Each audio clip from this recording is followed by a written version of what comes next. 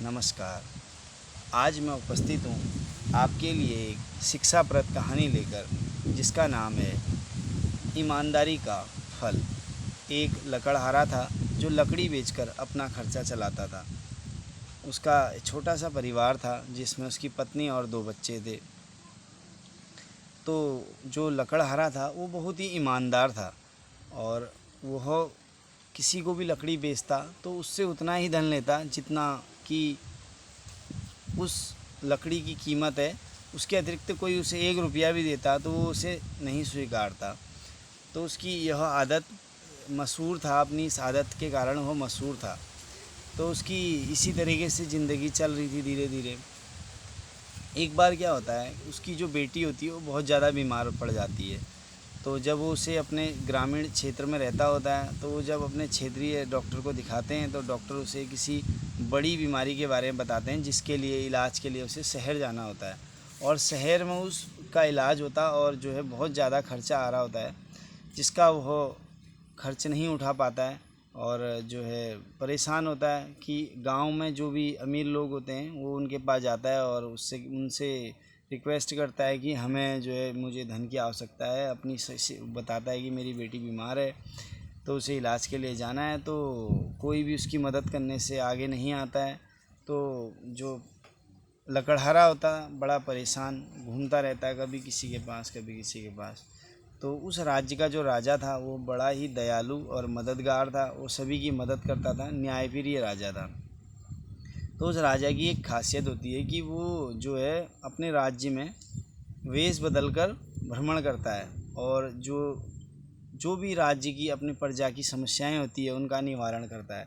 तो जब उसे पता चलता है कि एक लकड़हारा है और जो है भ्रमण के दौरान उसे राजा को जैसे ही ज्ञात होता है कि एक लकड़हारा है और उसे धन की इस तरीके से आवश्यकता है, तो वो अपने सैनिकों को तुरंत आदेश देकर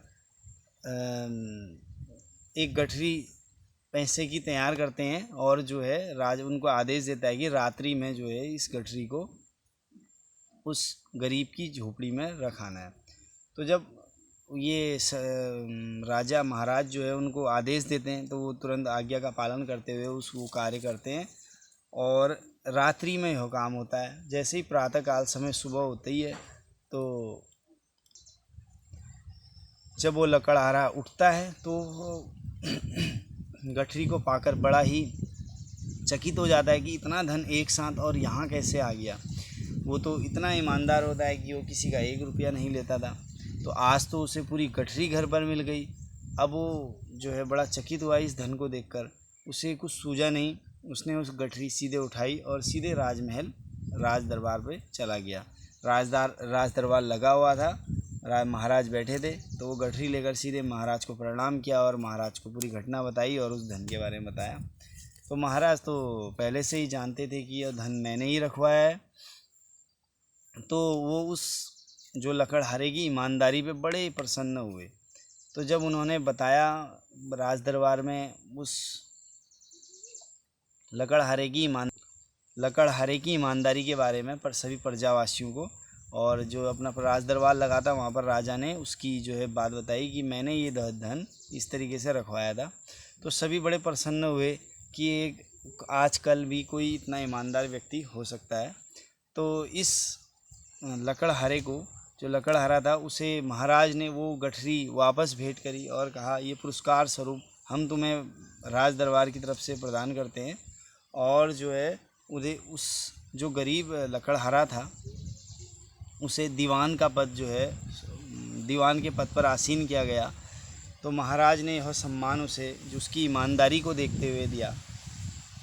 तो उसके बाद तुरंत आदेश दिया गया कि 2 सिपाहियों को भिजवाकर उसकी बेटी को जो है शहर इलाज के लिए भेजा जाए और साथ में धन भी भेजा गया। और इस कहानी से हमें यह शिक्षा मिलती है कि हमें हमेशा हर कार्य को ईमानदारी से करना चाहिए। ईमानदारी ही मनुष्य का असली आभूषण है। ईमानदार जो मनुष्य होता है उसे कभी भी धोखा नहीं मिलता है। इसलिए हमें सदैव ईमानदार रहना चाहिए, ईमानदारी से अपना कार्य करना चाहिए। धन्यवाद।